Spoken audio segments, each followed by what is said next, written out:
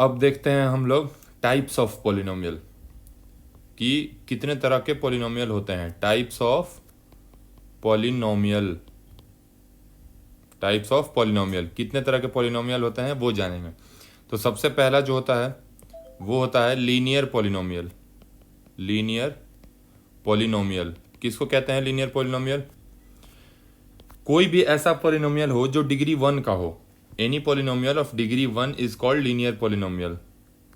जैसे a polynomial of degree 1 is called linear polynomial. इसका क्या मतलब है? डिग्री 1 का मतलब ये है कि उसमें जो, जैसे मान लो कि मैंने बोला f x is equals to 3x plus 2, ये क्या है? ये लीनियर पॉलिनोमियल है। क्यों लीनियर पॉलिनोमियल है? क्योंकि इसमें जो x की हाईएस्ट पावर है वो कितनी है? इस पूरे पॉलिनोमियल में x की हाईएस्ट पावर कितनी है? 1 है। वो भी कहाँ है? ये 3x पे है, 3x टू द पावर 1 है। इसका मतलब है कि यहाँ पे एक लाइन और लिख लो कि ये जो पॉलिनोमियल्स होते हैं ये किस फॉर्म में होते हैं? दैट इज ये ax प्लस बी के फॉर्म में होते हैं। y is equals to ax plus b, जहाँ a की वैल्यू कभी भी नॉट इक्वल टू 0 ही रहेगी। क्यों रहेगी? क्योंकि अगर a ही 0 हो गया, अगर यहाँ पे a ही 0 हो गया तो ये एक्सप्रेशन बच जाएगा क्या? x वाला टर्म ही गायब हो गया ना, तो इसको लीनियर बोलेगा कोई? ये तो फिर कांस्टेंट बच गया सिर्फ, तो ये लीनियर नहीं होगा। इसमें क्या बोलते हैं कि a नॉट इक्वल टू 0 होगा। एक और एग्जांपल देख लो। मान लो मैंने यहां ले लिया f x is equals to minus 3x square plus 5x, ये लीनियर है तो नॉट।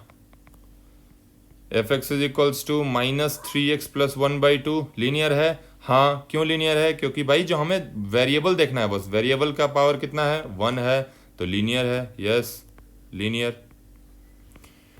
ठीक है, तो ये होता है लीनियर पॉलिनोमियल। कोई भी पॉलिनोमियल होगा जिसमें वेरिएबल का पावर 1 होगा, आई मीन डिग्री 1 होगी अगर उस पॉलिनोमियल की, then that polynomial is known as linear polynomial.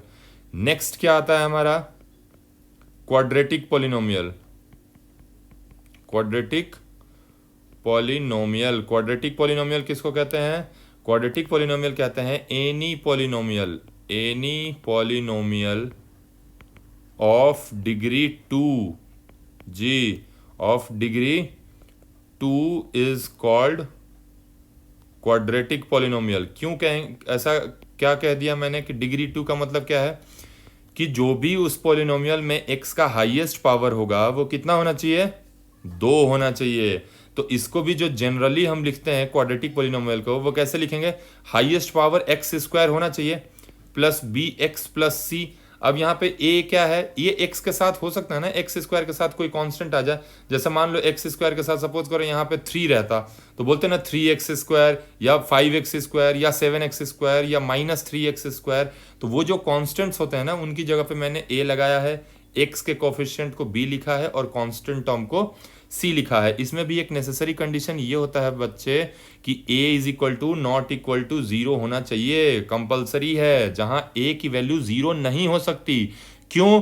क्योंकि अगर a ही 0 हो गया तो x स्क्वायर वाला टर्म रहेगा क्या? गायब हो जाएगा ना। मान लो a को मैंने 0 कर दिया तो ये तो 0 इंटू एक्स स्क्वायर हो गया प्लस बी एक्स प्लस सी। तो 0 इंटू एक्स स्क्वायर क्या है? यानी हमारे पास तो bx प्लस सी बचा ना, तो इसको कोई क्वाड्रेटिक बोलेगा या ये लीनियर हो गया? देखो फर्स्ट वाले की तरह ये तो लीनियर हो गया ना, एक्स प्लस बी। इसीलिए a की वैल्यू कभी भी 0 नहीं होनी चाहिए, तभी हम उसको क्वाड्रेटिक पॉलिनोमियल बोलेंगे। b और c 0 हो सकता है, कोई दिक्कत नहीं है, b और c can be 0, no problem. Example देख लो, 0 पॉलिनोमियल, इसका क्वाड्रेटिक पॉलिनोमियल का एक एग्जाम्पल ले लिया मैंने। F x is equals to 3x square minus 5x plus 4, या f x is equals to minus 7x square, या f x is equals to 1/3x square minus 5x minus 2, कुछ भी ले लो। कहने का मतलब है कि हमें कोफिशिएंट से मतलब नहीं होता है। कोफिशिएंट्स फ्रैक्शन में हो, इंटीजर हो, निगेटिव हो, उससे मतलब नहीं है। हमें बेसिकली ये देखना होता है कि पहली चीज़ तो ये पॉलिनोमियल होना चाहिए। ठीक है, पॉलिनोमियल होना चाहिए मतलब जो भी वेरिएबल्स का पावर है वो इंटीजर होना चाहिए, पॉजिटिव या 0 भी चलेगा। ठीक है, अब अगर ये पॉलिनोमियल है तो इसमें हाईएस्ट पावर कितना है, मतलब इसकी डिग्री कितनी है? तो डिग्री तो 2 है ना हाईएस्ट, हाईएस्ट पावर कितना है, एक्स स्क्वायर है, स्क्वायर का मतलब 2 है, तो यही हो गया डिग्री ऑफ एफ एक्स। दूसरे वाले केस में भी देखो बी और सी जीरो है ना, क्योंकि इसमें एक्स वाला टर्म नहीं है और कांस्टेंट भी नहीं है, बट एक्स स्क्वायर के टर्म तो हैं, इसीलिए हमने क्या बोला कि ये एक क्वाड्रेटिक पोलिनोमियल है। उसी तरीके से तीसरा, हाईएस्ट डिग्री कितनी है इसकी, हाईएस्ट पावर 2 है, तो ये भी एक क्वाड्रेटिक है, खत्म। नेक्स्ट थर्ड टाइप जो होता है इसमें पोलिनोमियल में, वो होता है क्यूबिक पोलिनोमियल। अब ये तो पता लग ही गया होगा क्यूबिक पोलिनोमियल किसको कहते हैं। क्यूबिक पोलिनोमियल होता है एनी पोलिनोमियल या polynomial of degree 3 is called cubic polynomial. यहां तक तो समझ में आ गया होगा। क्यूबिक पोलिनोमियल एग्जाम्पल फिर से, इसका जो स्टैंडर्ड फॉर्म होता है F x is equal to क्या लिखेंगे हम, हाईएस्ट क्यूब रहेगा इसमें, बी एक्स स्क्वायर ले लो, सी एक्स ले लो, डी ले लो, मतलब जो हाईएस्ट पावर होगा इसमें भी वो 3 होगा। देखो तो इसकी डिग्री कितनी है, 3 है, क्योंकि सबसे बड़ा पावर क्यूब है, उससे ऊपर कुछ नहीं है, तो इसकी डिग्री 3 हो गई। तो कोई भी पोलिनोमियल जिसकी डिग्री 3 हो जाएगी उसको क्या बोल देंगे हम, क्यूबिक पोलिनोमियल। अब चलते हैं इसका कुछ एग्जाम्पल देख लो। एग्जाम्पल मान लो मैंने लिखा f x is equals to -3/7 x cube plus 5x square minus 3x plus 9/5। ये क्यूबिक पोलिनोमियल, एक मिनट यहाँ गड़बड़ हो गया है, एक्स स्क्वायर की जगह एक्स क्यूब लिखूंगा। तो यहाँ ये इस पोलिनोमियल को अगर हम देखेंगे तो हाईएस्ट पावर कितना है इस पोलिनोमियल में, एक्स क्यूब है ना, तो इसकी डिग्री कितनी हो गई, 3 हो गई ना। तो इस तरह के पोलिनोमियल्स को क्या बोल देते हैं, क्यूबिक पोलिनोमियल। मतलब कोई भी पोलिनोमियल दिखे उसमें सबसे बड़ा पावर अगर 3 है वेरिएबल का तो क्यूबिक, सबसे बड़ा पावर अगर 2 है तो क्वाड्रेटिक, सबसे बड़ा पावर अगर 1 है तो लीनियर। फिर से यहाँ एक कंडीशन हम लगा सकते हैं कि a की वैल्यू नॉट इक्वल टू 0 होनी चाहिए। यहाँ पे क्यों होना चाहिए, क्योंकि अगर a 0 हो गया तो ये वाला टर्म तो गायब हो जाएगा, ये गायब हो गया तो ये इन बचे हुए टर्म्स की डिग्री तो 2 है, तो इसको हम कभी भी क्यूबिक बोलेंगे क्या, नहीं, क्योंकि हम सिर्फ डिग्री 3 वाले को क्यूबिक बोलेंगे। तो अगर इसको क्यूबिक होना है तो a को नॉन जीरो होना पड़ेगा। ठीक है, थर्ड टाइप देखो, नहीं फोर्थ टाइप क्या होता है, एक बाई क्वाड्रेटिक होता है। ये कभी कभार सुनने को मिलता है बच्चों को, बाई क्वाड्रेटिक पोलिनोमियल क्या होता है। बहुत बच्चों गेस कर लेते हैं और कुछ ने गेस कर भी लिया होगा अभी तक तो, कि a polynomial of degree, very good, 4। बहुत बच्चों को पता लग जाता है, a polynomial of degree 4 is called biquadratic. जहां भी डिग्री 4 का इक्वेशन मिलेगा उसको बाई क्वाड्रेटिक बोल देंगे। स्टैंडर्ड फॉर्म में क्या लिख सकते हैं, ax⁴ plus bx³ plus cx² plus dx plus e, इस फॉर्म में होना चाहिए। अब फिर से आधे बच्चों को तो पता लग ही गया होगा कि ये वाला टर्म अगर 0 कर दें तो फिर इसको कोई बाई क्वाड्रेटिक बोलेगा क्या, नहीं, क्यों नहीं बोलेगा, क्योंकि अब तो इसकी डिग्री 4 रही ही ना, क्योंकि ये वाला तो टर्म ही गायब हो गया। तो अब बचा हुआ टर्म क्या है, यही वाला टर्म बचा हुआ है ना, तो इसकी डिग्री तो 3 है इस बचे हुए टर्म का, तो इसको थोड़ी बाई क्वाड्रेटिक बोलेंगे। तो इसीलिए a की जो वैल्यू है वो नॉट इक्वल टू 0 होनी चाहिए। b c d e से मतलब नहीं है, वो 0 रहे ना रहे मुझे कोई फर्क नहीं पड़ेगा, हम तब भी बाई क्वाड्रेटिक ही बोलेंगे। क्लियर है, ओके ठीक है। एक और टाइप देख लो, फिफ्थ जो होता है जीरो पोलिनोमियल। जीरो पोलिनोमियल क्या होता है, जीरो पोलिनोमियल होता है कि कुछ रहे ही ना, उस पोलिनोमियल में कुछ रहे ही ना। जीरो पोलिनोमियल कहने का मतलब कि वहां बस f x is equals to 0। Polynomials of type fx is equals to 0 is called zero polynomial।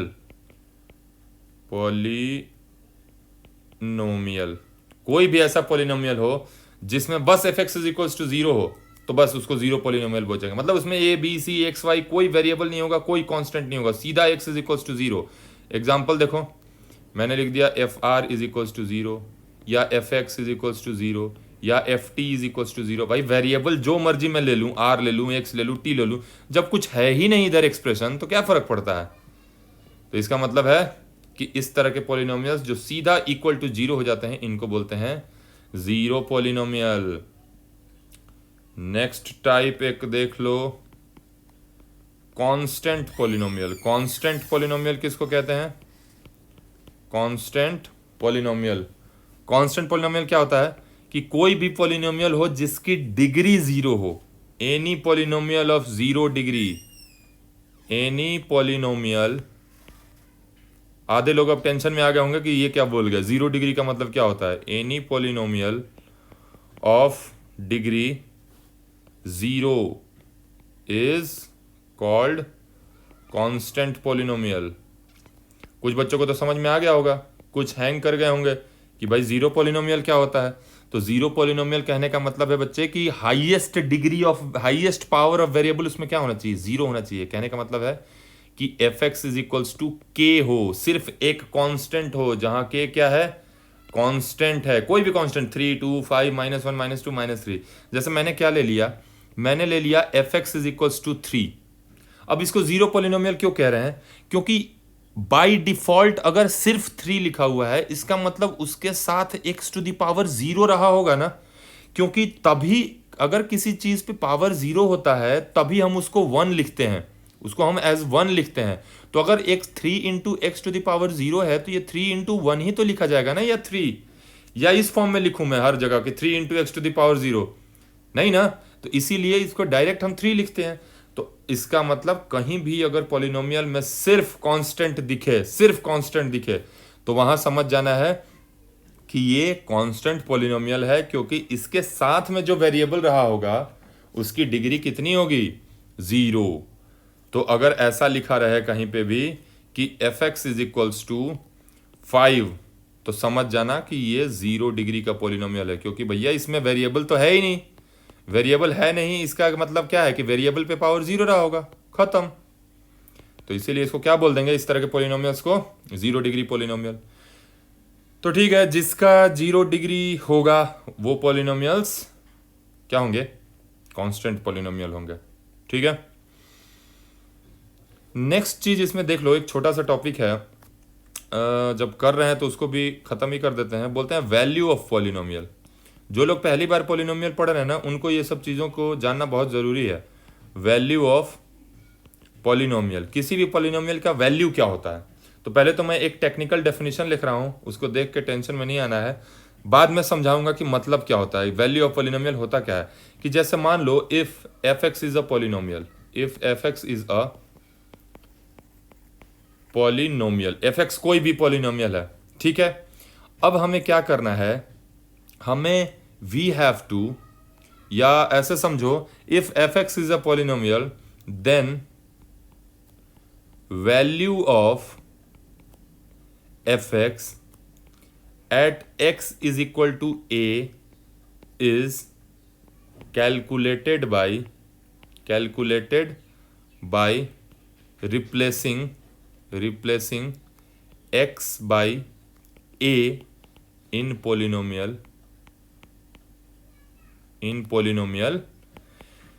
fx। अब कहने का क्या मतलब है इसका, मैंने क्या लिखा है, इसका साफ और सीधा मतलब है कि अगर कोई पॉलिनोमियल fx दिया है, उसमें उस fx की वैल्यू निकालनी है x is equal to a पे, तो उस पूरे पॉलिनोमियल में जहां जहां x है वहां वहां a रख देंगे तो वैल्यू ऑफ पॉलिनोमियल मिल जाएगा। एग्जाम्पल देखो, मान लो मैंने बोला f x is equal to कोई पॉलिनोमियल है 3x² - 5x + 9।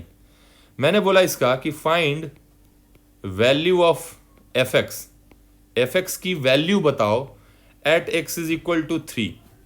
तो तुम चुपचाप क्या करोगे इसमें, तुम चुपचाप यही करोगे, मैंने बोला था ना क्या करेंगे हम, रिप्लेस x बाई 3। तो पॉलिनोमियल में जहां जहां x है, पॉलिनोमियल हमारा ये है ना 3x² - 5x + 9, तो जहां जहां x है वहां वहां 3 रख देंगे। इसका मतलब हमें f ऑफ 3 निकालना है, f ऑफ x यानी x की जगह 3, तो f ऑफ 3 कितना होगा, 3 इंटू x² यानी 3 का स्क्वायर, -5 की जगह फिर -5 इंटू एक्स है तो x की जगह 3 + 9, तो कितना हो गया, 3 3 जा 9 3 जा 27 माइनस 5 3 जा 15 और प्लस 9, तो कितना हो गया बालक 21।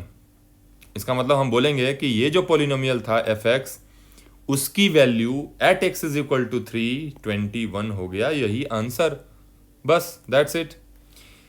एक और देख लो, अगर दिया हुआ है F x is equals to X cube plus 6x² minus 3x minus 1, तुमसे पूछा गया फाइंड वैल्यू ऑफ पोलिनोमियल या value of F x at x is equals to -1। क्या करेंगे, बिना किसी से बातचीत किए चुपचाप एक्स की जगह -1 रख दिया, तो एफ ऑफ -1 निकालेंगे ना सीधा सीधी।